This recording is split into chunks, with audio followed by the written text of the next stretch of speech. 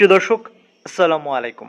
আজকে ইয়েমেনের যে আনসারুল্লাহ বাহিনী রয়েছে তারা ঘোষণা করেছে যে তারা দখলদারদের আকাশসীমা পুরোপুরি বন্ধ ঘোষণা করছে। বিষয়টা কেমন না? আকাশসীমা হচ্ছে দখলদারদের, সেটা বন্ধ ঘোষণা করছে ইয়েমেনিরা। ঘটনা যেটা ঘটেছে, গতকালকে ইয়েমেনিরা দখলদারদের দেশের ভিতরে বেনগোরিয়ান এয়ারপোর্টে তারা মিসাইল দিয়ে হিট করে এবং সেই ঘটনায় অনেক দেশের এয়ারলাইন্স, বিশেষ করে ইন্ডিয়া তাদের ফ্লাইট বন্ধ রেখেছে, যুক্তরাষ্ট্র তাদের ফ্লাইট বন্ধ রেখেছে, ডেল্টা এয়ারলাইন্স তাদের ফ্লাইট বন্ধ ঘোষণা করেছে, ব্রিটেন তাদের ফ্লাইট বন্ধ ঘোষণা করেছে। এরকম অনেক দেশ, ম্যাক্সিমাম দেশ তাদের ফ্লাইটগুলো বন্ধ ঘোষণা করেছে দখলদারদের দেশে।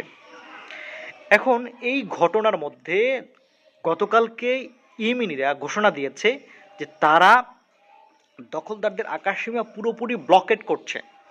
মানে এতদিন পর্যন্ত তারা লোহিত সাগর ব্লকেট করেছে, লোহিত সাগর দিয়ে দখলদারদের জাহাজ, আমেরিকার জাহাজ এগুলোকে যেতে দেয়নি।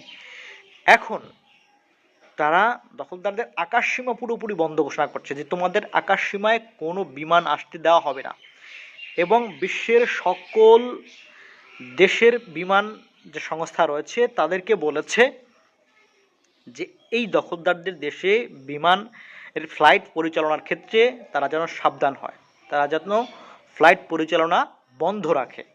কারণ যদি বন্ধ না রাখে সেক্ষেত্রে মানুষের জীবন ঝুঁকির মধ্যে পড়তে পারে।